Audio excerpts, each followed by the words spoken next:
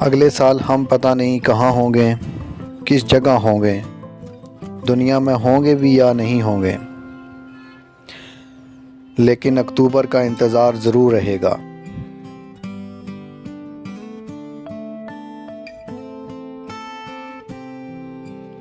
हर साल की तरह अक्टूबर ऐसा महीना है जिसे बुलाया जाए तो भी बुलाना नामुमकिन है मेरे लिए।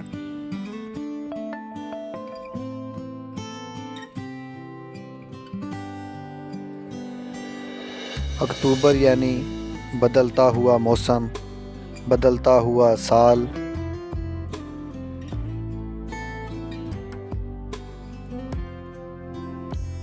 बदलता हुआ वक्त, बदलते हुए लोग, बदलती हुई ज़िंदगी।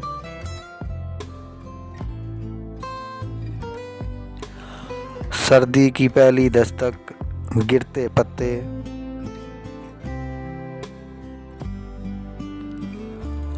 उदासी में डूबी शामें,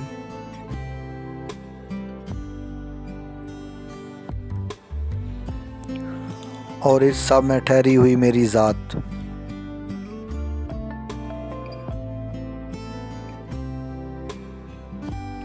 और पता नहीं अगले अक्टूबर में मैं होऊंगा भी या नहीं।